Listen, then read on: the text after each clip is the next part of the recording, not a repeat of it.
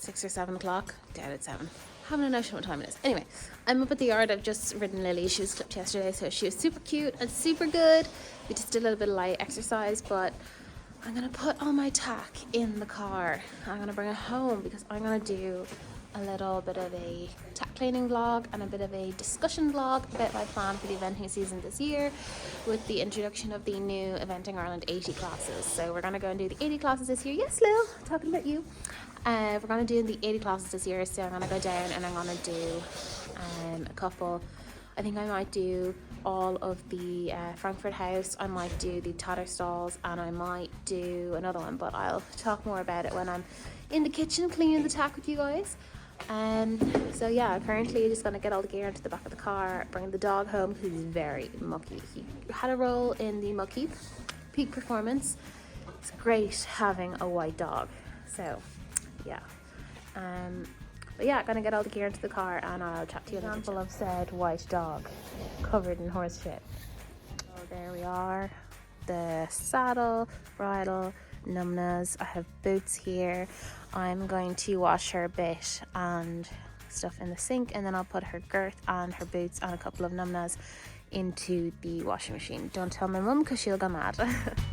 Guys, I have been meaning to do this voiceover for weeks now and I've posted no videos, but here's a clip of my boots before they're being cleaned. So a bit mucky. Luckily I don't wear them working on the yard, I literally just wear them for riding, so they stay relatively clean and the threads on the shoe are nice and maintained. They're not super worn or anything. I think I've had these for maybe a year and a half, 2 years now. They are the super comfiest thing ever. They are the Ariat Heritage field boots and they are just so comfy. The only issue I do have with them is that the zip always comes down when I'm riding.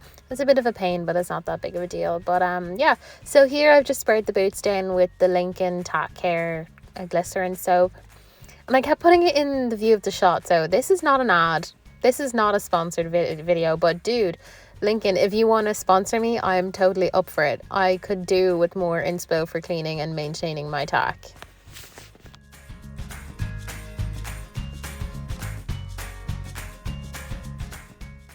So essentially all I do, because they only really need like a light wipe, I will spray them down, I'll let the soap kind of sink in for a little bit, and then I'll give them all a brush over and then I'll let it sink further in.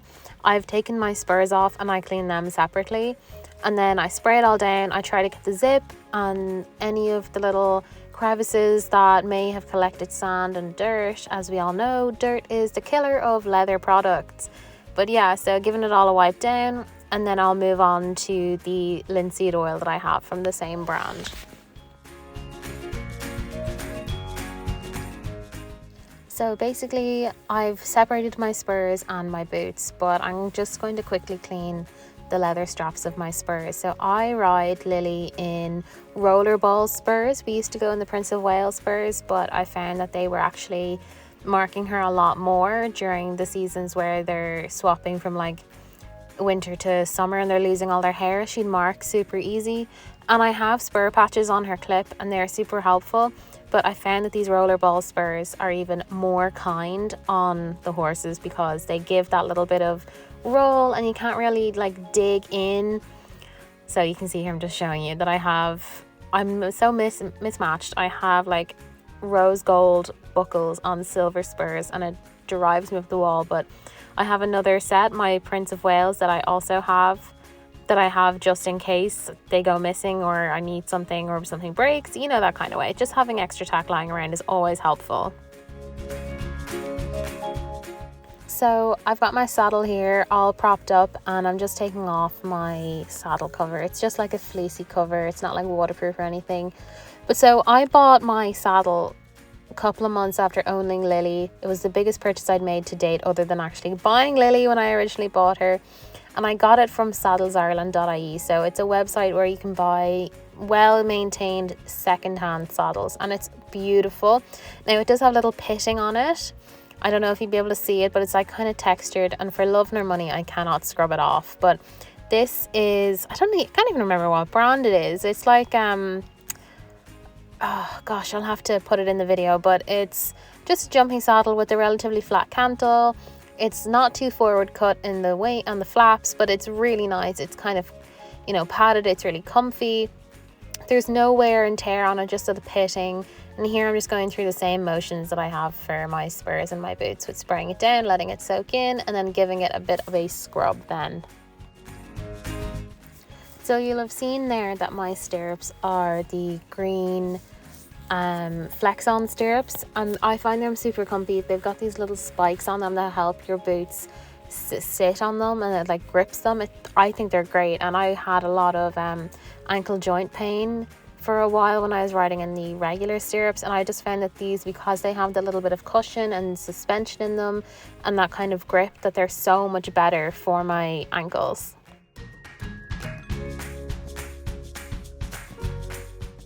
And here's my lovely Ariat Heritage Field boots, all oiled up and soaking in the goodness. They look so good. A little cute Ed in the background watching what I'm doing.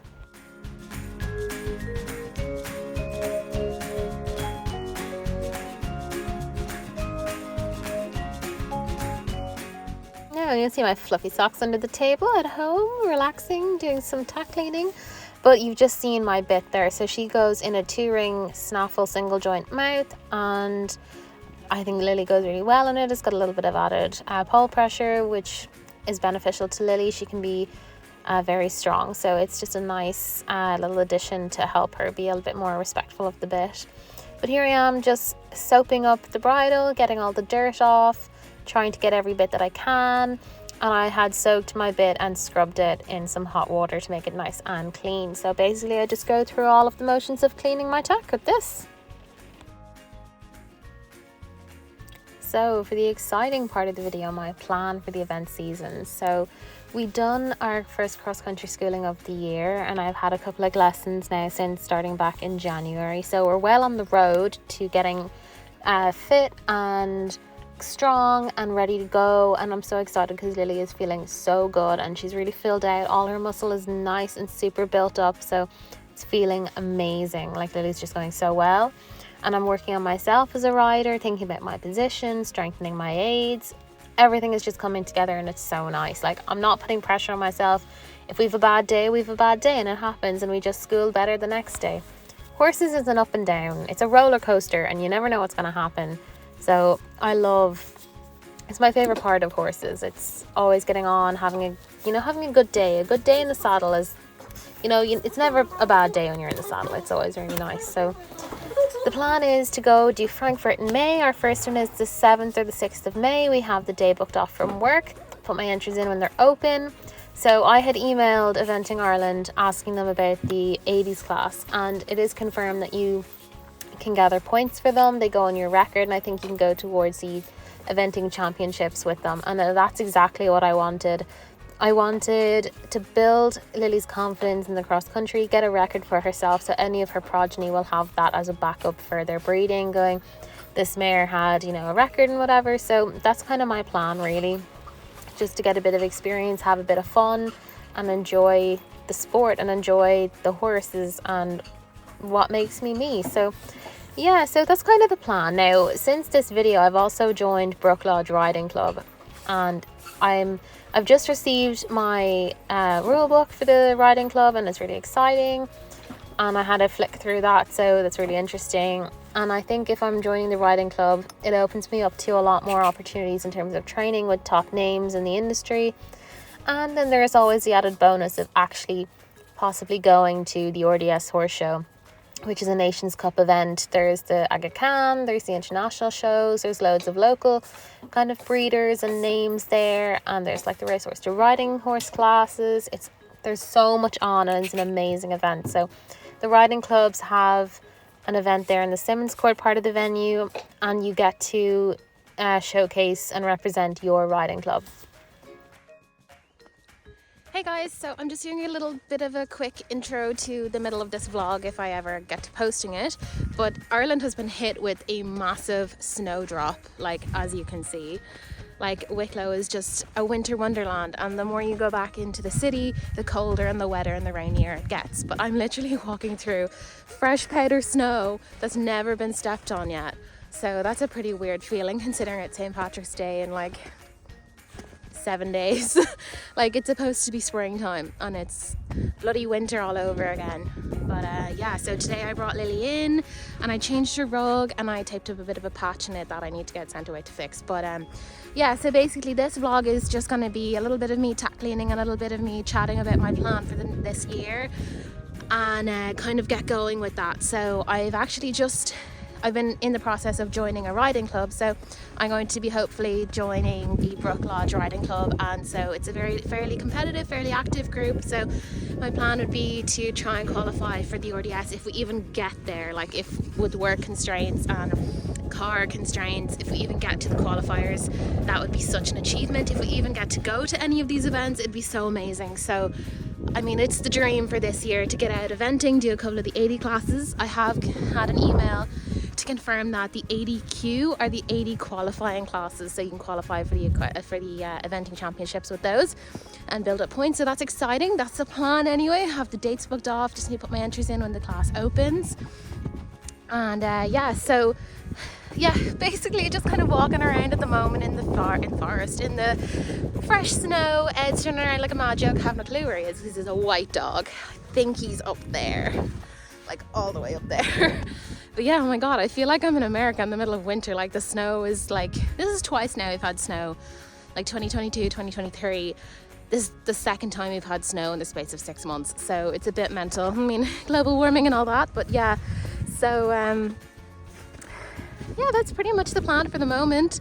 I will let you know if anything happens between now and when I get the video edited, but until then I'll see you in the next bit. Ed! Here, come on!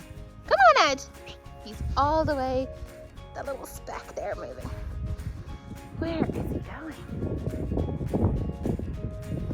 That one looks fun when they're out in the snow anyway. And there's the girlie. She's right there. There's Jake. There's Bandit. But yeah, so the snow is mental, but it looks so pretty. There he is. There's the muck pup, huh? Having loads of fun. Living his farm dog life. So I don't know if I've actually ever really spoken about Ed. Ed is a mutt, right? He's my little mongrel pup. He's so cute. But look at his little happy tail. He is a mixed breed. So his mum was mixed with a German Pointer Springer Spaniel and his dad was a Collie Retriever blend. So yeah, you can imagine with all the combinations of that, he's a bloody mental case. Aren't you, Ed? You're a mental case. Yes. He's having loads of fun in the snow, aren't you, Ed? Loads of fun.